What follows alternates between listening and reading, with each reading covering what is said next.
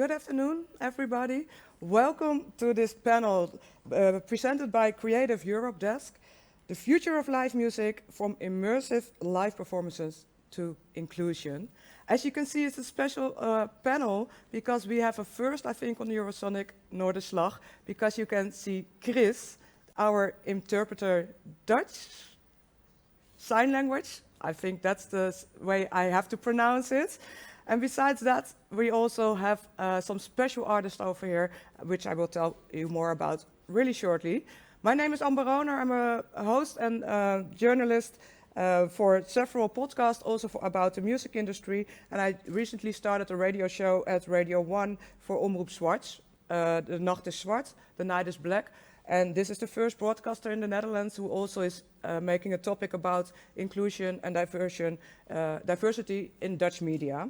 So I'm really happy to host this panel for Creative Europe Desk. And let me introduce our speakers of today. First, let me introduce myself as we do it in an inclusive way. So for people who are not able to see me, I'm Amber. I'm a lady in my 30s. I have a light colored skin. I'm wearing a blue jumpsuit. I have a pair of pink glasses and pink sneakers. And I'm sitting on a chair. And on my left side, there are a few screens with two of our speakers as well. And a beautiful decorations with the Eurosonic Noorderslag logo. I have a little table on my right side, and I also go to my first speaker on my right side, Albert Meijer from Creative Europe Desk and the Dutch Culture. Welcome.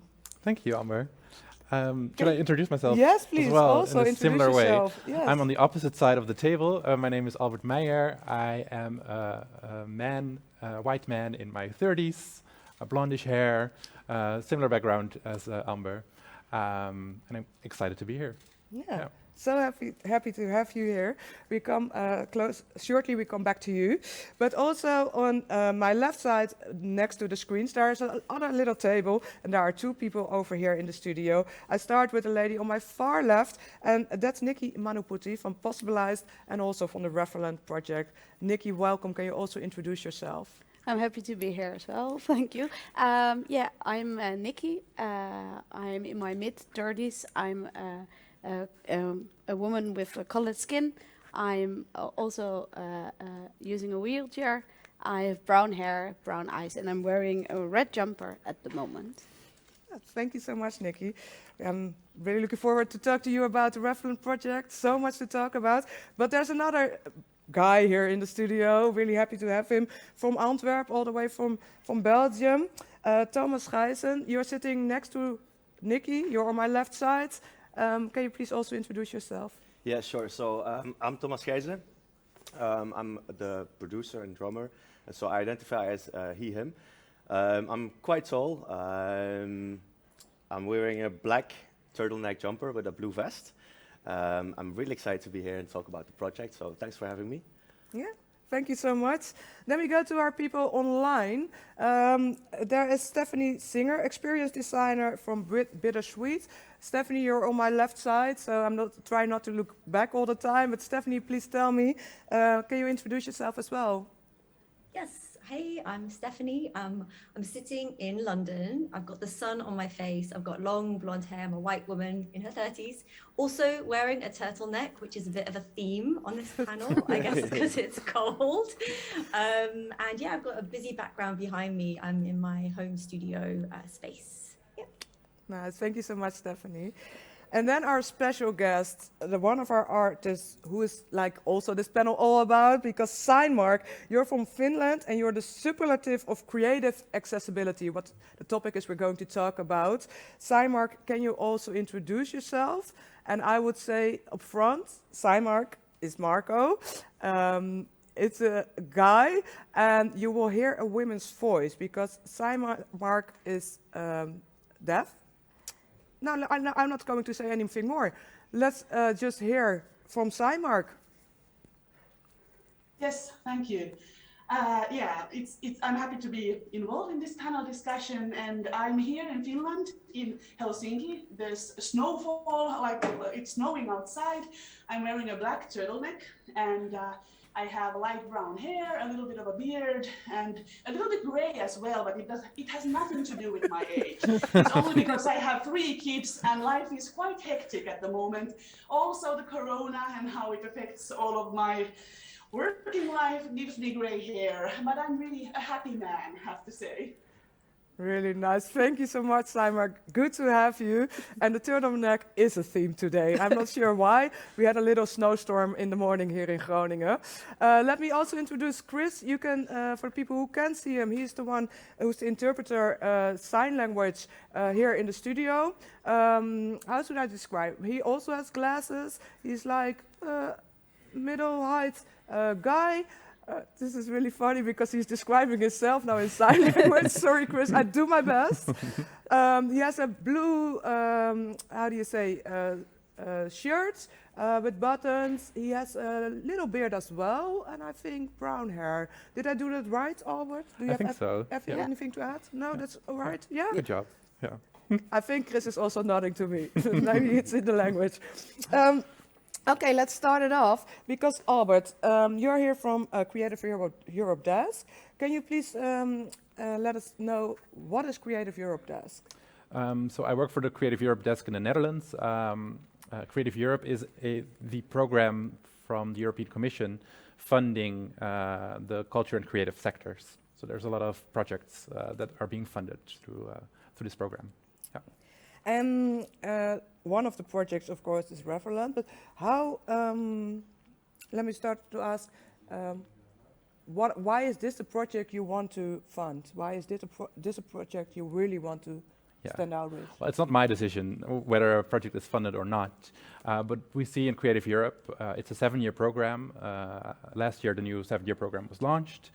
And we see that more and more social inclusion becomes an important theme. It's one of the cross-cutting themes within the culture subprogram. It's a bit technical, but one of the main priorities within the cooperation strand is social inclusion, and there as well, people with disabilities, inclusion of people with disabilities is specifically mentioned. And so we see that in these European programs,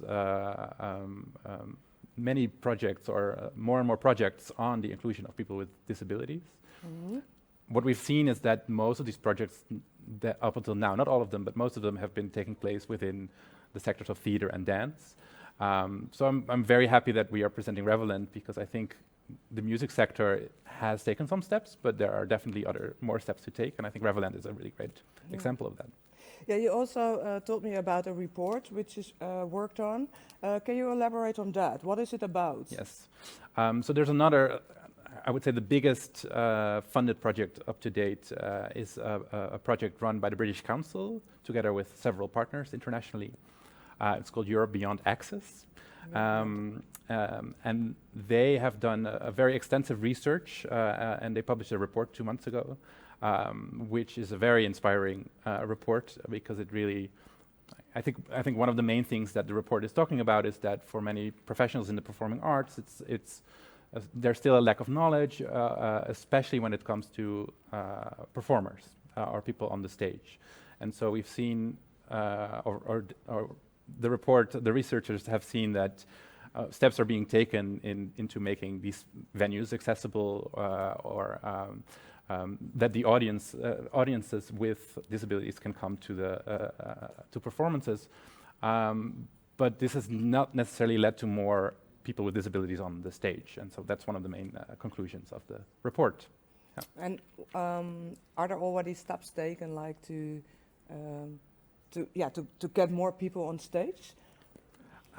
Yes, yeah, but I mean, it's a big ecosystem. So of course, one of the questions is who should make these decisions, and I think why we're also here today is that many of the gatekeepers in the music industry are here. I think what's important to kind of keep in mind is that 1 in 5 people in the EU have some sort of disabilities, and so it's a shame if we don't hear their stories. 1 out of 5 people. Yeah. So if we don't see those people on the stage, it means we are missing something of the human experience, right? So I think that's why it's important to not just think about how can we get disabled audiences into our venues, but how do we translate that into what we see on stage, what we see backstage, what we see in educational institutions, etc. And so I think this report is one step towards that. Yeah. Can you already share one insight, in your opinion, everything you know, what we could change immediately by tomorrow if we are working in the music industry to... Yeah, that's a really good question. I think it's awareness is the first step. I think my secret agenda of being here is to show that Creative Europe has funding for these projects, and there is other funding available as well. But I think the first step is to be aware of your own situation, to be aware that there is knowledge and there are toolkits to improve the situation. Yeah. And if anybody wants to discuss international projects, then I'm all here for it. Yeah, that's a good point, because we want to have an interactive panel. Yeah. So I have an iPad over here. If you have any questions, somebody will get the questions on this iPad, so I can ask them to our panel over here. Albert, there is what you said, there is funding. So please tell us what kind of projects. What is the way? How do we get to you to get some funding for projects to make a more inclusive performance? Well, it depends. I mean, there's national funders, of course. There's local funders. With Creative Europe, it's a bit of an ordeal to get funding. But if you're really interested in that, I think the easiest way, we have a booth, an exhibitor's booth here at ESNS. But you can also book an appointment with us to discuss the details of an application. Okay. Stay put. Nikki, I come to you. Yes. Because I already mentioned Revelland a few times, but yes. Let's just start. No, we had a kind of a schedule made, right? So there are a few things for accessibility, or, well, lack of accessibility for people disabled or having a limitation. Can you maybe take us to those 4 problems you described? So what is the first problem for lots of people? Yeah, actually what you see in the cultural sector overall, but also in the music scene, is that when you work on accessibility, that most of the time people see it firstly as a burden, because it costs money, it costs time, they don't know how to do it, and all these kind of things. So they don't take the step, and there's no motivation internal-wise, to do it.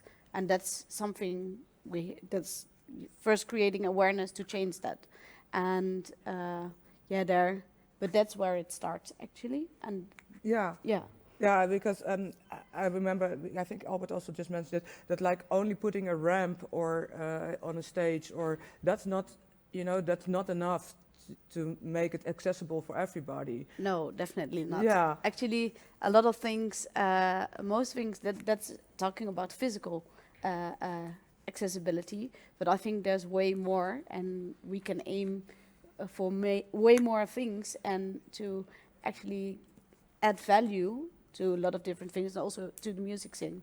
And what you are saying about the physical part, yeah, that's one step. But that's already most of the time a difficult topic. Yeah, I'm just checking, is her mic still on? Because, yeah? Okay, because I couldn't hear you any good. So that's one of the topics, though, that is seen as a problem. So like the accessibility of stages. So what should be the solution for that? Actually, then we can come back to Revelland. I think it's really important. I'm a disabled woman myself. I think it's really important that disabled people feel represented and can go somewhere where they see something, or where they can experience something, where they feel welcome, but also that you look for enrichments while doing your work. For example, I can tell something about Revelland. Revelland actually is a platform for, we created a platform already for a lot of years with the Pospelize. That's where Revelland is a platform for.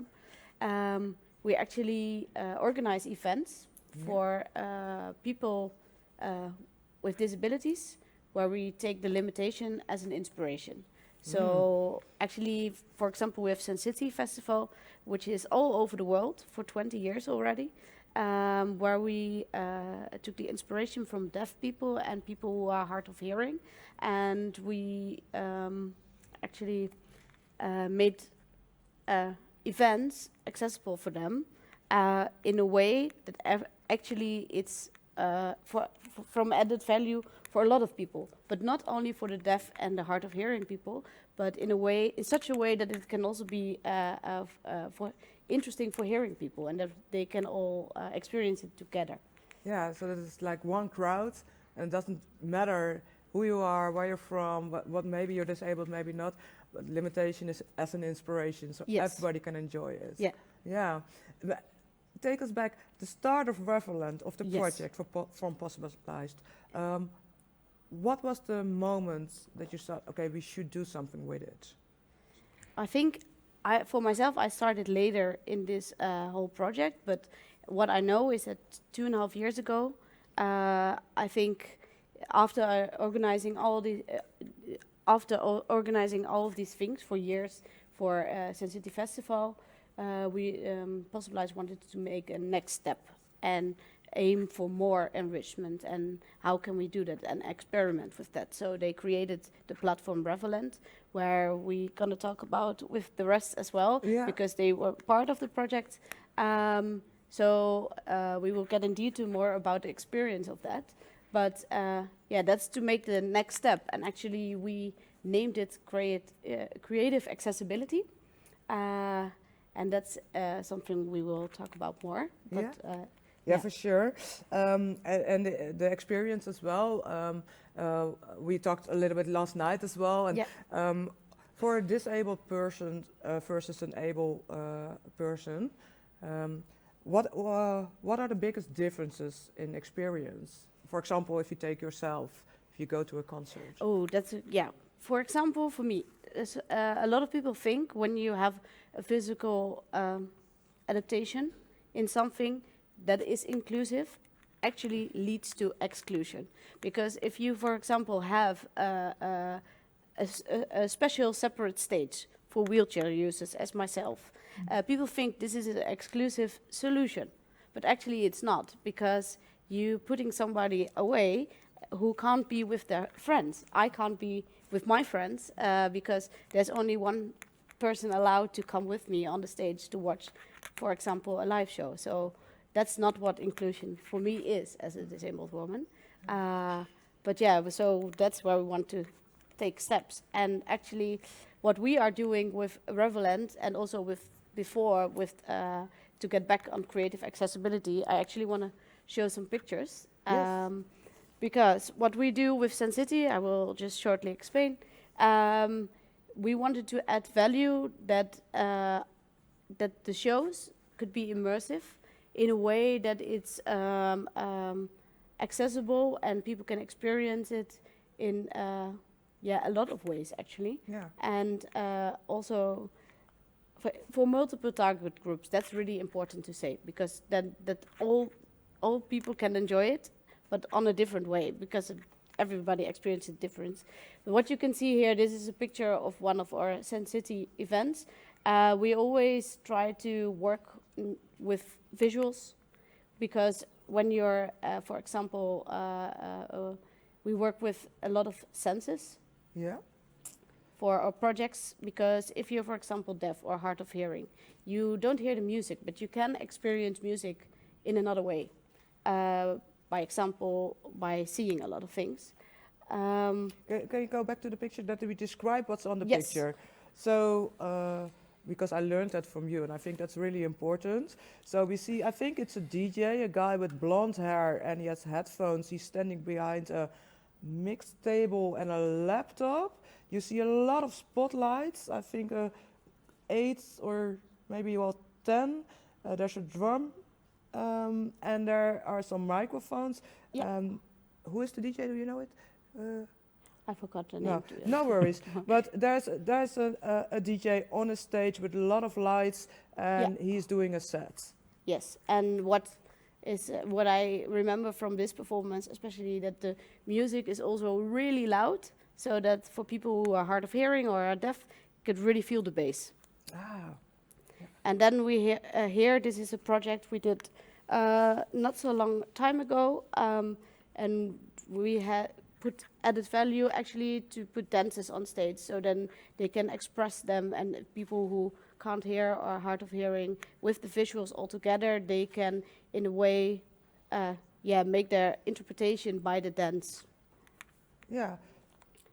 And here we have, we always work with special effects. I have to say, Like this one. I see a lot of bubbles. yes. Yeah. It's a lot of bubbles. It's because, if you experience music in such another way, it's nice to have, a lot of extras actually, because then, Yeah, so I think it speaks for itself. it speaks for itself, but we need to describe it. So Yeah. there's like a concert hall, I think, and you see on the left side of the picture, we see a guy with a bass guitar. Yeah.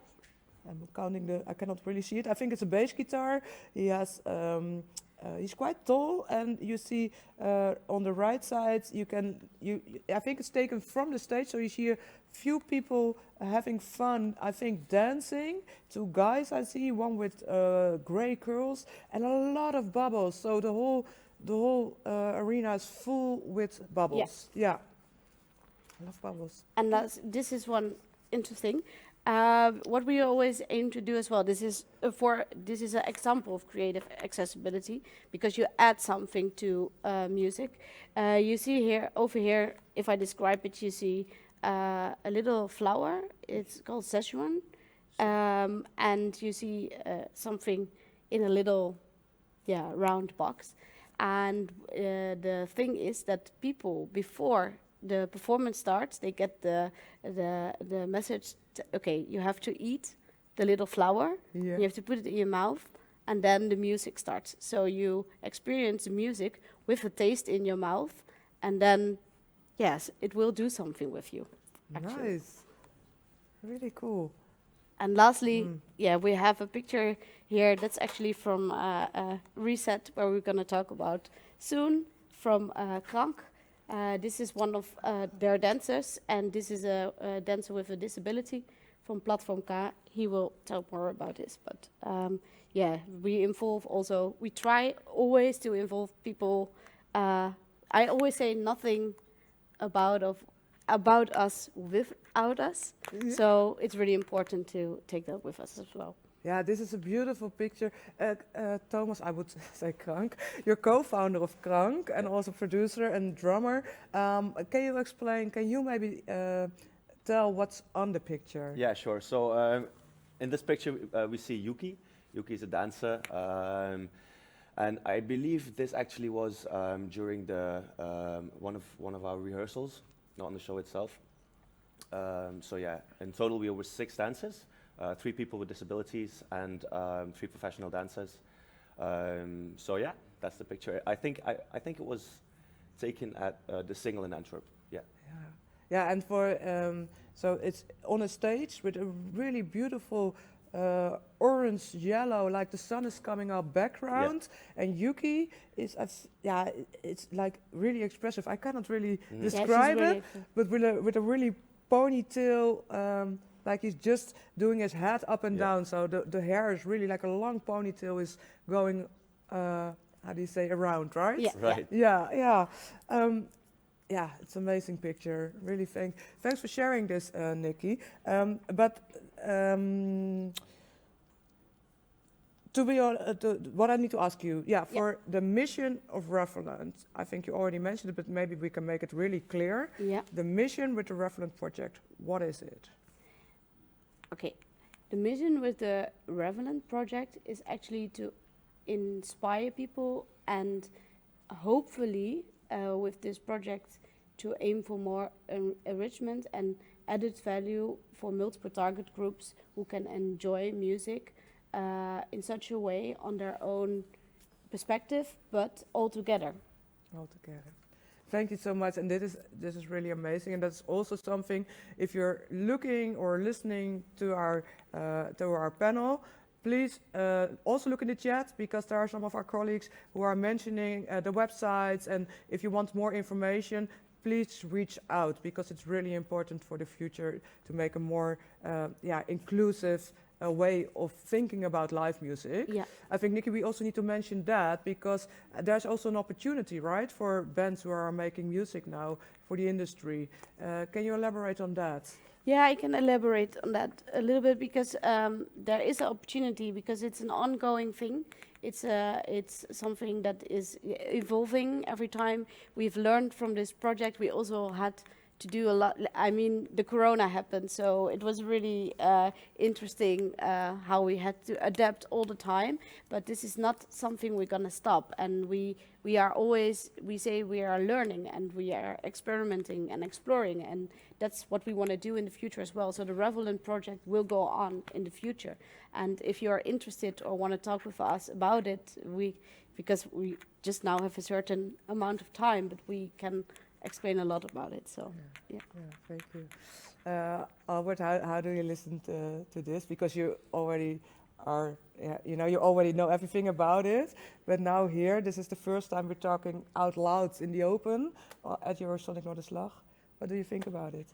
Well, I actually feel really sad because it makes me want to go to see a show, and I mean, I've known the project for a while now, but it's of course the plan was completely different from what the outcome is, and I think we can talk about it as much as we want, but I think I really just want to see it now, right? So experience it with all the smells and the food, everything. Yeah, actually, and experiment even and explore what's even more and yeah.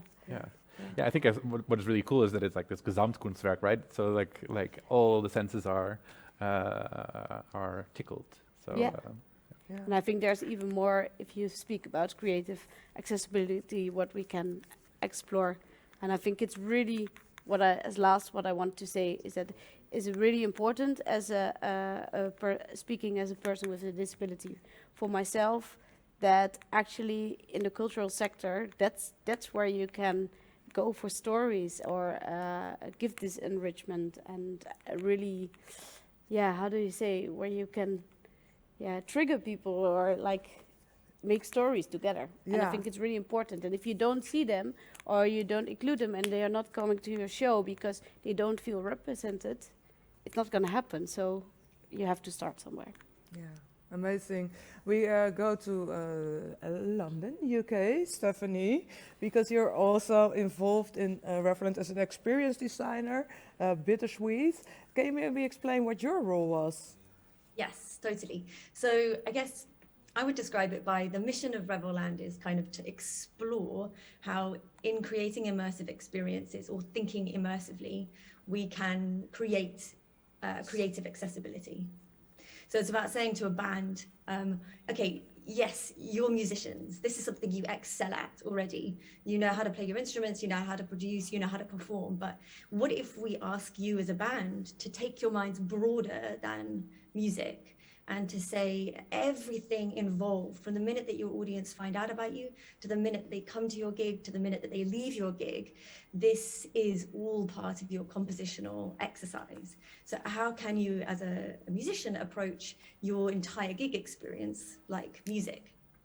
So it's to be non-exclusive. And my role within the Revelland process was to basically ask a bunch of bands loads of questions to try and find out from them, not just what the music is saying, but how it feels to them, why they created it, and if it was a smell, how it would smell, and if it was a taste, how would it taste, and why, and then just start unpacking with the bands how we can take some of these kind of sensory thoughts and construct a very unique immersive experience that is completely married and becomes intrinsic to the kind of soul of that piece of music. And also then hopefully as the core tool, naturally accessible. Because I think sometimes what the things that Nikki really like so eloquently spoke about already is these things that we've become used to as accessibility, like these platforms, they are solution-based, which means that they're sort of one size fits all, which is not humanity, right? And so the interesting thing about going on this process, which is feeling based, is to hopefully generate very, very specific, unique tools of creative accessibility that are that belong very fully to a piece of music. So yeah, ask a bunch of questions basically, and interrogate a band. And then I had the absolute pleasure of curating a team of experts who are close collaborators of mine, people I love and respect, that are doing fantastic alternative multisensory approaches to music and experience design. So curated a team of 6 experts, a chef, a dancer, a visual artist, a perfumer, and a mover, all to come together, and an experience designer to kind of support and open people's minds about the possibilities, the reason why this is even an interesting artistic endeavor to go upon. So that was really my role. Yeah, it sounds like a great experience to have all those different kind of senses and people together. Can you take us a little bit to the process? Because if you ask all those bands, I don't think they have any idea where to start, right? So how do you... Oh my gosh. Totally. I mean, it's like literally saying to anybody, think in a way you've never thought. Go. Impossible, right? This is a big process. And also I will say, you know, whilst it's really powerful to think in solutions, I think for questions that have never been asked, it is doing a disservice to the question to answer it quickly. We should just be on this beautiful process of discovery as a community, as an ecosystem, to say we don't have the answers yet. So we can ask the questions and play, you know, and we can discover as a group. This is way more freeing, way less pressure to say that rather to say to 4 bands, fix accessibility immediately. No, right? not. Terrifying, absolutely terrifying. But to say instead, like, you know, how do we open our minds to this way of thinking? So a very, very anecdotal example I'll do with us now, which is I'm going to make a sound, and then I'd like the panelists to create a movement that describes the sound. And then Simark, I would love you to then tell us what you think the sound is or feels like, or how you would express this sound just by watching what the panelists do. It's such a anecdotal example, and forgive me for how kind of anecdotal this is, but we'll go somewhere with it. So Okay. One moment, because I think Ready? Technically it's important that Simark can see us. So Yes. yeah, great. Thank you guys here. Okay, Yes, I can cool. see you. Yes. Okay, Stephanie, everybody go. ready? Yes. No. Okay. So the sound is bing. What does it look like? Nice. Ooh, interesting. Okay, so let's do it again. So the sound is bing, and then 1, 2, 3. It looks like. Okay, Simon, what kind of sound is being made?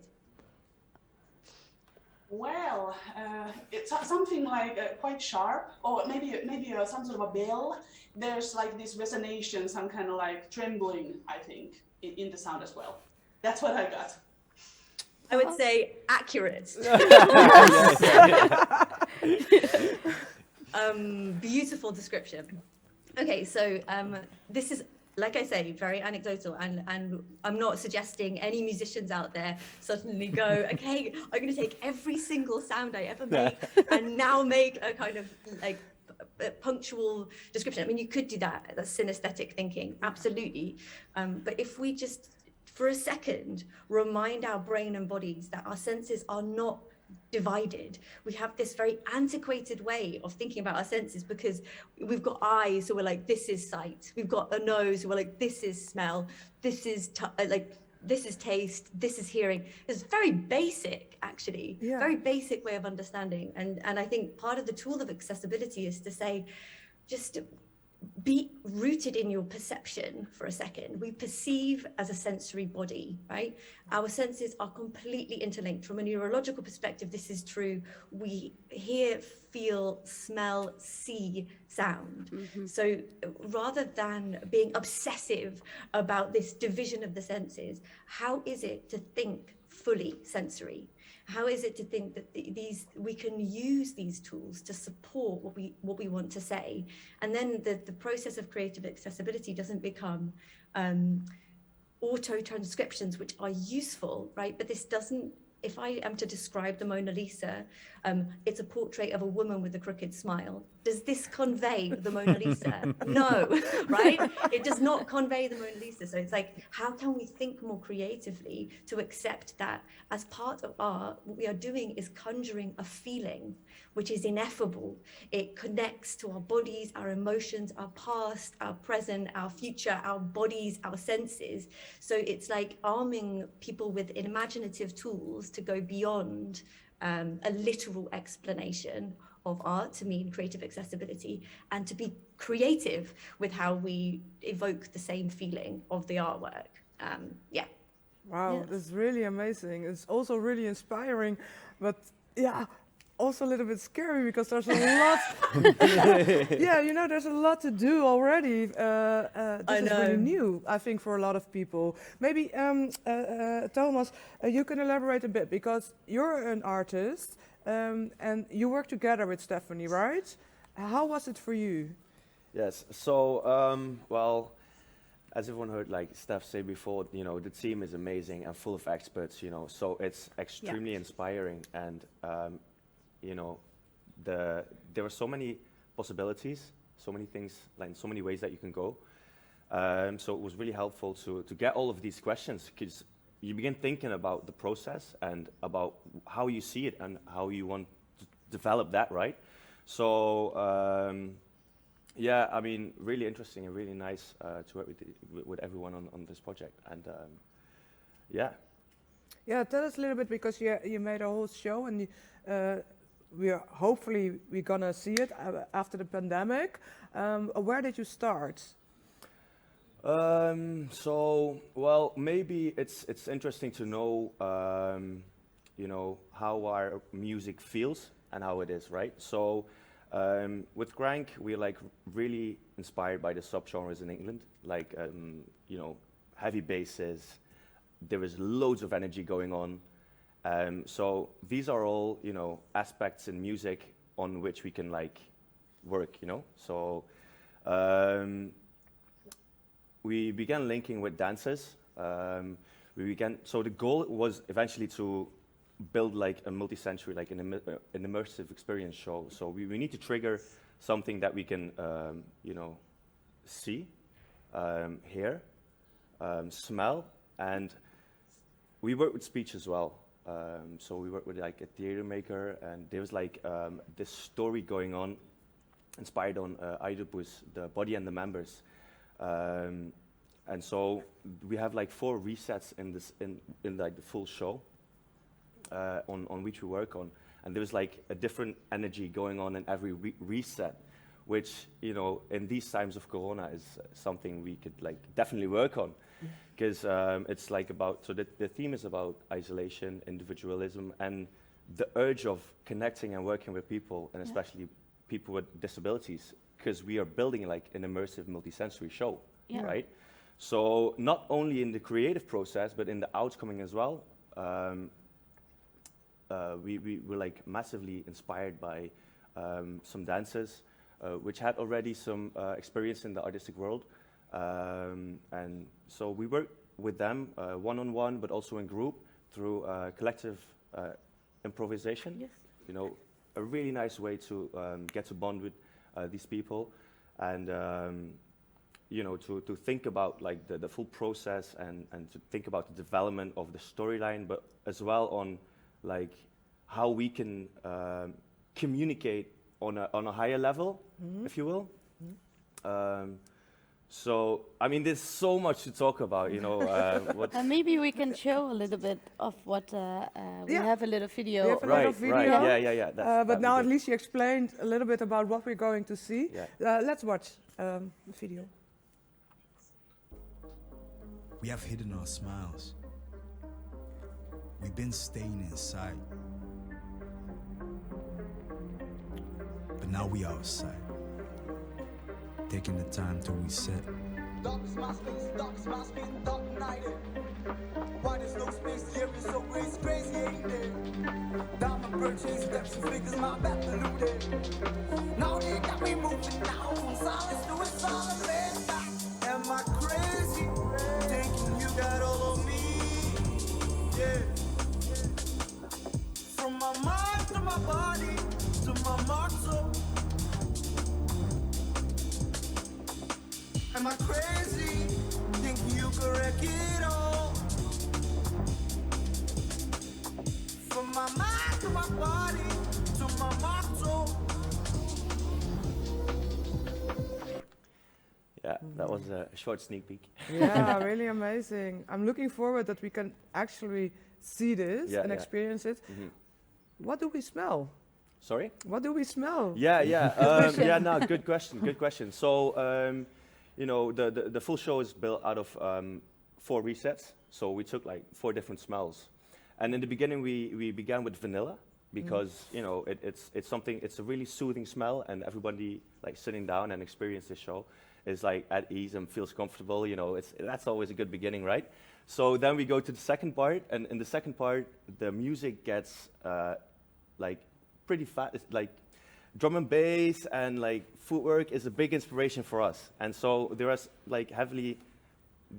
heavy moments in the second set with like musically inspired, you know, elements of these genres.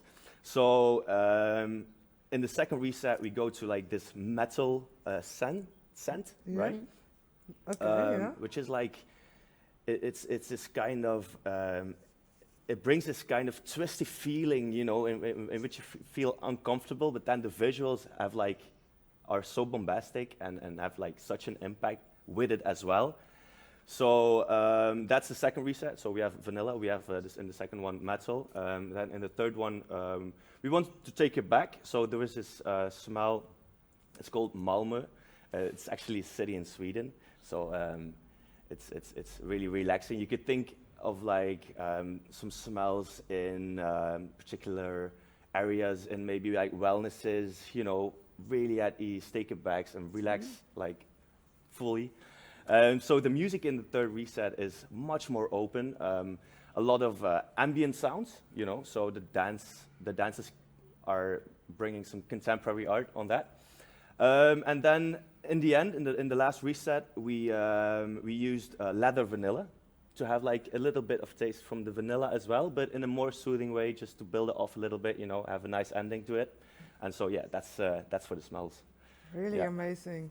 I think that's a good example on how it can work to make work on the creative accessibility. We should all keep that in mind in all things in life, I think, but this is really amazing. Stephanie, I come back to you in a moment, but I want to go to Signmark because, yeah, you're the superlative of creative accessibility. Can you share a little bit about your story as an artist?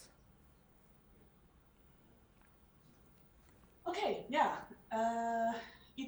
Of course, there was a lot of struggling in the beginning. I've always loved music, and I saw nobody signing anywhere. So then I just decided that I'm going to do it myself. So I'm going to make music with sign language, and maybe through my experience, give something to people. And in the beginning, it was really hard because so many people had like this attitude that, hey, you're deaf, like you're disabled, you're not going to be able to make it, like deaf people can't make music. So this was the really bad attitude I had, but luckily I also had friends that were really brave and creative and they supported me and they said that we can do something together and let's just do it. And I made my first record, and little by little I just tried to contact like media houses, TV, radio, get into interviews and just to make this network. And that's something I really wanted to, like, I wanted to find the right people who had the connections so that I could like kind of like get in and show what I got. All of the interviews and those sort of things were unfortunately really like they had like this attitude of like disableness, and they were kind of afraid to meet with me because they didn't know how to react or how to behave themselves. And in the beginning, I just wanted to show people that like this is something new and you should be curious about this. This sin city that you were like talking about, this concept, and that was something I wanted to experience myself in the beginning, and then kind of like through that understood that there is so many possibilities for me as well. My first gig in Paris, when I got abroad from Finland, it was after the gig when I saw the people and everybody went like crazy over it. So that's when I knew that I do have a possibility to make it big and make it bigger all the time. So it was a real eye-opener for me. I would just, about the steps I've taken throughout my career, I have some, like, it has been really important to have the right people backing me up so that I would have the credibility and like, get access to the networks of the music industry. So when like I found the right people who were really enthusiastic about a deaf rapper, that's what actually opened most of the doors to me. So that when people saw it being like something new and something interesting and something great, so that's when the wheels started rolling. So the music in itself was not enough, but and because I was deaf, I had to like make some extra work to get people interested and see the potential in me. Yeah. My first steps, I think one of the most important things was that I really wanted to connect with people, and I really wanted to be there for the people, like be present and be like really grateful for all the like people who made it happen, so that I had the opportunity to do something I had always dreamt of. So I thought that was like really important for me. And then when people saw me on stage and saw how much I enjoyed myself, it kind of like gave this positive vibe that just kept evolving. So of course, I could have just concentrated on the disability or all the hardship I had, but I just decided that I want to do it in a positive way, kind of like not focus on the negative, but just, yeah, see the positivity. Amazing. Thank you so much for your story. But we also have, I think, a little video to show what is how you are on stage. Yeah. So let's enjoy a little bit of Cymark. We're making history, they still can't stop us. It's the Death Squad rockers. It's official now, we in the building now. Gotta let it go like a slingshot loud. Never been a type to hide. Never been a type to swallow my pride. I say what I feel, like never afraid. Mama raised me brave, stay like that to the grave. I am what I am, but never what you want to. If it don't fit your script, I'll blast. Yeah. There's no audience here, but I would applaud for you. I think, yeah, this is like we do it like this. Yeah. Oh yeah, it's Yeah. good to know. Thank. Cymark, for you, this is like Eurosonic Noorderslag. What would you say to all of us, to the music industry? How can we be more, make the world for you and other people with disabilities more accessible? Well, yeah, I don't know how many minutes I have left, but I could maybe talk on this topic for hours. But when I started my career in music industry, the first and most important thing for me was the sign language, because I saw no representation of sign language anywhere, and I never thought that, like, because it's about this cultural interpretation and also like all of the sign language linguistic things I didn't even think about. I just wanted to do something fun. So that was my main objective. And through experience, of course, I learned so many more things. But I had like no peer support because I was like the only deaf rapper in the world when I started my career. So after that, when I started to do my own music, of course, and I had like a lot of experience performing, it got easier. And then it felt that it wasn't enough just to have the language and the songs. Also, when I got to see other artists perform who were like using sign language interpreters on the stage. So then like there was a hearing person singing, and then there would be the sign language interpreter on the stage. And I was looking at it and I was like, well, it's actually fucking boring to look at something like that. Like there's just the interpreter signing the songs. And then I realized that, okay, I need to have something else. Like I have to add some things to my live performances. And I started thinking, okay, of course the music is important and we have to have like a really strong bass and that sort of instruments that if you're using hearing aid or CI, so then you can feel it. Or then if there are some instruments that don't mix well with your hearing device, then to get rid of it. So I have my own sound technician always with me, and he's the one I have been like maybe 3 years trying to like teach him what's okay and what's not okay, and what's the size of, and what do we want to emphasize and what not. But the next stage, I started concentrating on first the screen behind me when I'm performing. That's so super important to have like visual elements that are linking to my signing.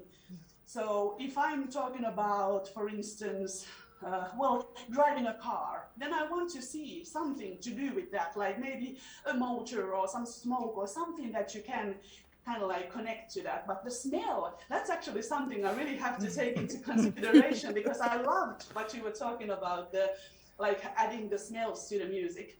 Then another really important thing for me is the lights.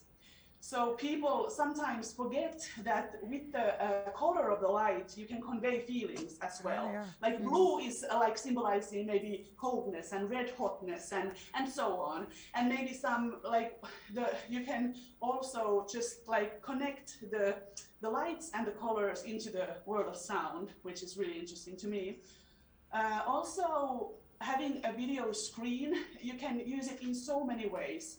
Like you can have maybe like a sign language choir behind you, or you can then have like some cartoons or anything that like a person who is signing something with you. You can have subtitles, which is super important as well if you have people in the audience who don't know how to sign and maybe are hard of hearing, so they can't hear either. So then you need to have the subtitles so that they know what's happening. So like just to make it accessible for as many people as possible. And yeah. Like we as a sign language artists, the visuality is like we need eye candy. Like people who are in the deaf community, they need eye candy, they need dancers, they need the screens and the lights and the interpretation and the feeling of the bass, and yeah, it all comes together. But unfortunately, mainstream still thinks that the music is number one, and how the sound world, like what's happening there, that's like the most important thing, and all of the other things are not as important. But I hope as the time goes by, people can see this more kind of like widely.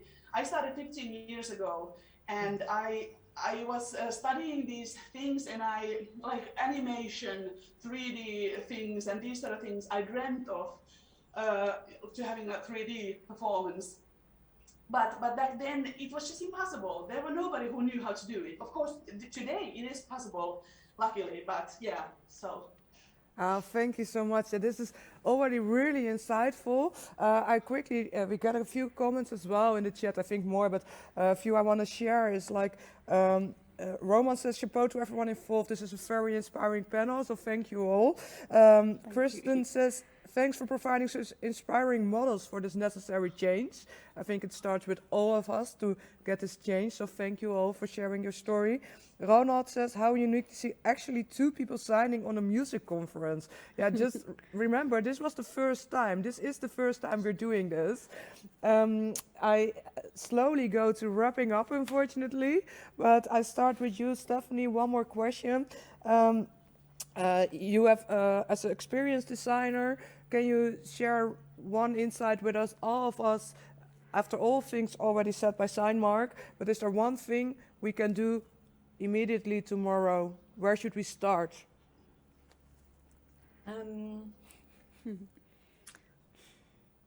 I would say if you are hearing, listen to music, but let it ignite your sensory imagination. And see where that takes you as an approach for thinking differently about music. Yes. Ah, we're going to do that tonight, I think, at the festival immediately, because everybody is watching it from home. So I think that's a good moment to really, really get into the music and listen to it in a different way. And also, you can just hold a balloon and get the sense of the music through that. Yeah. Yeah. Feel it. Feel it, yeah. Good tips. Thank you so much, Simark and Stephanie. Thomas, when are we going to, hopefully, when it's allowed again, when can we enjoy your show with Crank? Well, so we had the first 3 shows from August on in the Singel, de Vooruit, and Bozar, which is like the biggest halls in Belgium. And now, and it kept on like evolving as well, the show. But so now there were like no dates yet. So really trying to find some new spots. With Corona, obviously, it's not so easy because we moved a lot as well. But I mean, just watch like the social media pages, and you will definitely see like all the upcoming dates, and when we get to play again. But yeah, we also into events, so that's something else. But so for Reset, there's not a date pinned yet, but will be one definitely 2022, and hopefully touring Europe with it. That would be awesome. So yeah, and to hop on something from I think Signmark. There's actually like on sound, there's like a lot of innovation going on sound and on binaural spaces. So we're hopping on that as well on new music, and it's like how can you send it in like 360 degrees, like in a binaural effect, and so that can provide like much more feeling to it as well, because you can play with the frequencies even more as that we do already. But yeah, so a lot of innovation actually going down in the sound world and the technology world, evolving sound and stuff like that. It's really exciting times we live in actually. So yeah. So the future is really bright to having. Future's really bright, yeah. Yeah. And I really like the fact that you said as well. Have a positive mindset. It's all about having the right mindset and just believing in working with people who inspire and who are ambitious and who hop on the train that you're on. So I mean, Corona is a difficult period for like everyone, but I think it's really, I think we really have to like remember that we're in it together, and if you stay positive, if you just keep on working and try to, inspire yourself by so many great people, that are here and that are there to work with you, and that everything like eventually will be okay, So just stay positive, work hard, and just be on it and believe in it, believe in it, yeah. Yeah, thank you so much. Sorry Albert, I give the last word to Nikki, because Nikki, Revelland, the project you started, please tell me, what do you dream of? What does success look like? My dreams would be Yeah.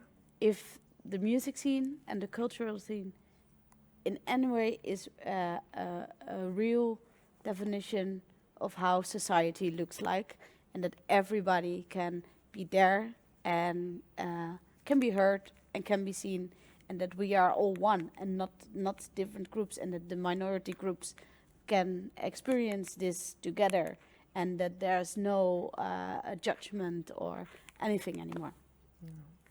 Thank you so much. Albert Meijer, Nikki Maniputu, Stephanie Singer, Thomas Gijzen from Crank, and Simark.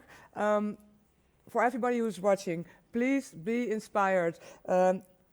Reach out to the Revelland project, possibilize. The links are probably now in the chat, but also click on the profiles of all our speakers and get reach out to them to make your live music, your live performance more inclusive.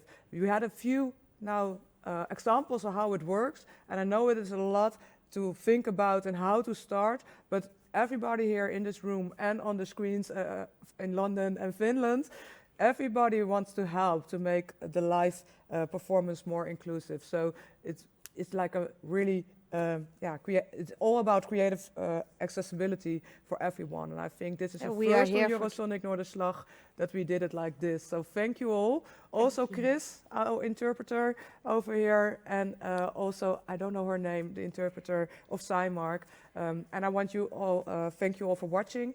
Have an amazing Eurosonic Noorderslag, and please once more reach out to all the people here in the room. They will help you to make a really, really immersive live performance accessible for everyone. It doesn't have to be hard, but the future will be bright. Thank you so much. We see you again. Have an amazing Eurosonic Noorderslag.